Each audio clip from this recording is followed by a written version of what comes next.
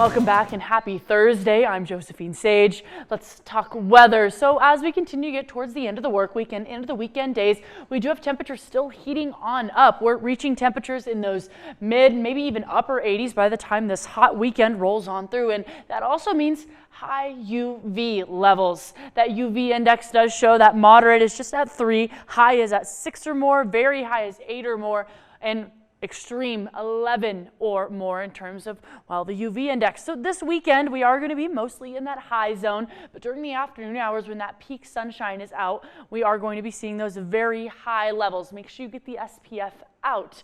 Now those UV levels are so high, at least here locally on the western slope, because we have not only 250 days of sunshine, but that also means less clouds here locally. Also 20 to 35% more UV seen here than there is at sea level. As you increase 1,000 feet into those high regions, well, if you're headed to the Grand Mesa or just down the I-70 corridor, that means you increase about a 4 to 10% in terms of the UV index, in terms of those UV rays and how much is hitting the ground. So again, if you have travel plans outside of the valleys, keep that in mind. And of course, since we're at that higher elevation, that also means we have a thinner atmosphere. But we'll notice not only are those UV rays elevated, but also those temperatures are elevated. We've got 86 through Friday, 85 on Saturday, Sunday at 85 as well. Now those temperatures could vary just a little bit to even push those upper 80s like I mentioned before we drop off just a tad bit in the early work week to return a little bit closer to those averages.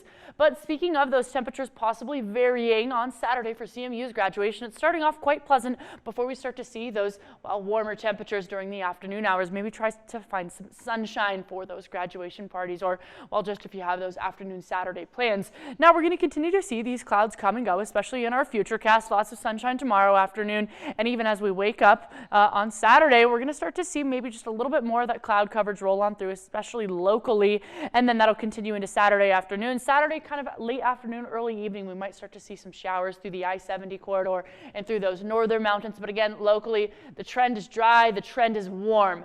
Now we're also going to take a look outside on America's Mattress Live Tower Cam. We have beautiful blue clear skies as we're getting into graduation this evening, and we're going to continue to see these blue skies with minimal cloud coverage into tonight. But earlier today we were seeing those afternoon highs at 81 in Grand Junction, 84 through those desert valleys, 74 through Montrose. Tomorrow we're increasing again, 87 for that afternoon high possible in Grand Junction. We're flirting with those 90s through Moab. Montrose is at 79 tomorrow as well. And we'll notice those current temperatures are on the cool down, just a few degrees cooler than what we felt earlier today, but that's still above those seasonal averages on both sides of things. And with all these warm temperatures, we're still looking at a high amount of tree pollen, just a tap into some grasses and some moderate mold pollen. But Discovery Auto Group's 7-day forecast, well, shows us that we've got those warm temperatures sticking around with us. Even with that drop off on Tuesday, it's still going to be quite the warm kind of mid to end of May.